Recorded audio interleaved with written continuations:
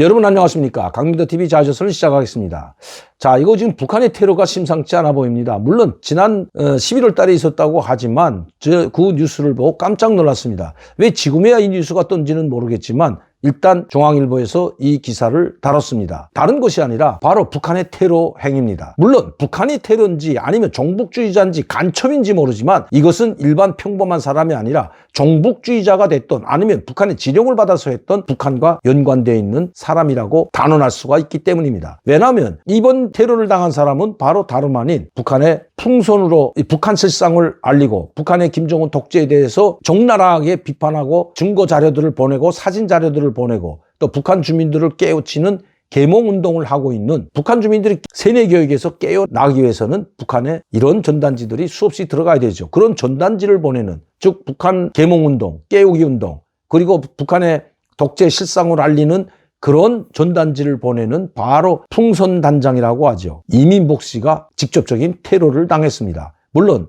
신상에는 테러를 당하지 않았지만 아마 이민복 씨를 테러하러 들어왔다가 그게 경찰도 24시간 근무하고 있고 경호를 하고 있죠. 그리고 이민복 씨 그 집에 가보면 저도 가보았지만 개를 수십 마리 풀어놓고 기릅니다. 이 산중에. 그렇기 때문에 함부로 낮에도 접근하기가 상당히 힘듭니다. 왜? 개들이 너무나도 많아서 떼고지로 달려나와서 짖고 막 물듯이 달려들기 때문에 상당히 힘들죠. 그런데 그것도 야밤에 이민복 씨가 자고 있는 집에 쫓아가러 들어갔다가 개가 띠로 달려드니까 이민복 씨에게는 테러를 하지 못하고 밖에 세우는 약 몇 미터 떨어져 놓은 이 풍선을 싣고 다니면서 북한의 풍선을 날리는 그 자동차 5톤 화물 트럭을 불질르고 도망치는 모습이 CC 카메라에 잡혔기 때문입니다. 야, 이거 얼마나 위험했을까요? 사는 동네가 좀 외딴 동네인데 그러니까 개를 이렇게 수십 마리씩 풀어놓고 키우고 있죠. 그런데 그 개가 아니었다면 또 경찰분들이 지켜주지 않았다면 아마 그 이민복 씨가 자고 있는 그 집은 아마 화염에 휩싸였을지도 모릅니다. 그래서인지 이민복 씨를 테러하지 못하고 분풀이로 이민복 씨가 타고 다니는 즉 이 풍선을 북한에 보낼 때마다 사용하던 그 5톤 트럭을 불살라버리고 도망쳤다는 것입니다. 정말 아찔하고 위험한 순간이었습니다. 정말 생각만 해도 끔찍하죠. 이 일이 12월인가 있었다고 합니다.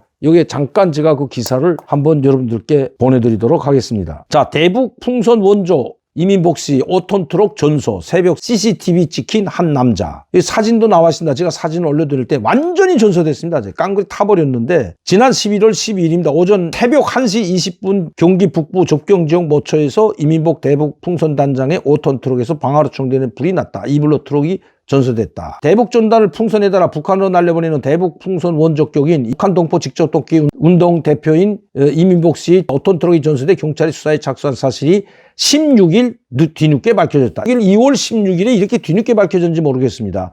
이 단장은 본격적으로 대풍선을 날리기 시작한 것은 지난 2008년부터 풍선을 날리기 시작했고 경찰로부터 24시간 밀착 신변 보호 조치를 받는 인물이다. 받고 있다. 16일 경북 북부 지역 한 경찰서와 이 단장 등에 따르면 지난해 11월 10일 오전 새벽 1시 20분 경기 북부 접경지역 모처에 주차해둔 이 단장의 5톤 트럭에서 갑자기 불이 났다. 트럭 하부 연료를 부근에서 시작된 불은 순식간에 화염을 내뿜으며 차량 전체로 옮겨부터 모두 전소됐다. 그런데 제가 보면 이 CCTV 보면 그게 아닙니다. 이 화물차를 불살라고 하면 CCTV에 나타나지 않고 살짝 앉아 뒤에서 그 휘바로 치고 불만 달리면 바로 전소되는데 왜 앞쪽에서 뛰어나오는 걸 봐서는 제가 봐서는 이건 이 트럭을 전소하기 위해서가 아니라 이민복 씨의 집을 불살라버리려고 했다가 불지르려고 했다가 개가 수십 마리 지저대고 수십 마리가 달려들다 도망치면서 그 아마 화염병을 이 트럭 연료 탱크 있는 데다 던져가지고 바로 도망쳤죠. 그러니까 이건 이민복 씨를 테러하려고 했다는 겁니다.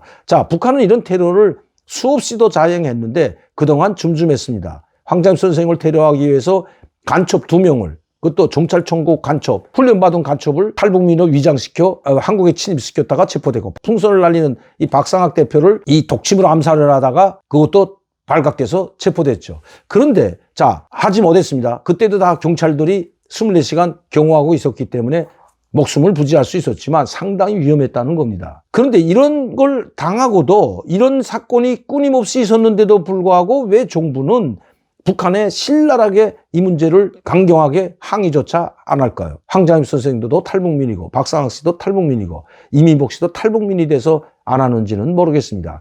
이번 사건을 반드시 밝혀서 북한과 연결됐다면 반드시 책임을 묻고 또 그 불지른 이 방화범을 반드시 색출해서 정체를 밝혀야 된다는 것입니다. 그래서 북한과 연결됐으면 강하게 항의하고 이 문제를 유엔에 상정시켜서 테러 행위로 규탄을 해야 됩니다. 체포된 거 다 이미 자기가 황 선생을 테러하기 위해서 들어왔다고 자백하고 또 박상학 대표를 테러하려고 했던 사람도 자백해서 다 중국까지 했는데도 왜 북한에 강력한 항의를 하지 않았는지 또 왜 유엔과 같은데 이 문제를 제기하지 않았는지 저는 그것이 정말 참 답답합니다. 이제 윤석열 정부, 강력한 보수 정부라고 저는 생각합니다. 윤석열 정부는 이 문제를 반드시 끝까지 추적해서 그 방화범을 체포하고 이건 방화가 아니라 테러 분자이기 때문에 이 테러 분자를 체포해서 그 낱낱이 규명해서 그것이 북한과 연결됐다면 이건 이번에 그냥 묵과해서는 안 된다는 것입니다. 즉 우리 경찰청도 하루빨리